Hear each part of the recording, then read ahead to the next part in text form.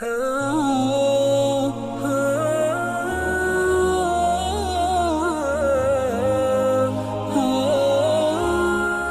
Lectures के इंतहाई मोहतरम नाज़रीन, आज मैं आपको पंखड़ी वाला जो नक्श होता है ये आपकी हिफाजत के लिए, जान माल की हिफाजत के लिए, वसअत रिज़्क़ के लिए, बरकत के लिए, हर किस्म की हिफाजत के लिए ये नक्श बड़ा मुफीद है। इसको आप चांदी या तांबे पर कुंदा कुरवा के पास रख सकते हैं। कुंदा कुरवाने का फ़ायदा ये होता है कि वो नक्श या जो भी आपका लिखा होता है वो ज़ाया नहीं होता, लाइफ़ टाइम के लिए हो जाता है।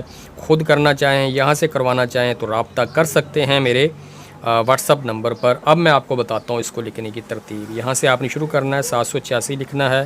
गोल दायरा बना के तकरीबन आपने 9 जो पंखड़ियाँ इस तरह बना लेनी है।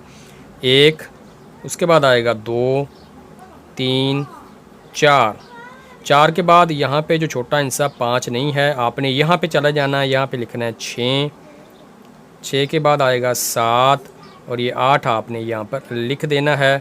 उसके बाद यहाँ पर आपने लिख देना है 9। ठीक है, ये पंखड़ी एक ज़्यादा बन गई है। टोटल जो है आपने खाने बनाने हैं 1, 2, 3, 4, 5, 6, 7 और 8। ठीक है, ये 8 हो गए। उसके बाद यहाँ पर जो है जो लास्ट में आएगा ये जो पंखड़ी इसमें आएगा 10। टोटल आपने 8 बाहर बना लेने हैं। ठीक है, 10 यहाँ पर आ जाएगा क्योंकि इसमें से टोटल जो हिस्से मुकम्मल हो गए 9। एक इसमें से कम है 5, वो 5 नहीं लिखना आपने, ये लिख के पास रखें। इससे इंशाल्लाह आपके रिज़्क़ में वसअत होगी, इससे इंशाल्लाह आपके जान माल में हिफाजत आपको मिलेगी।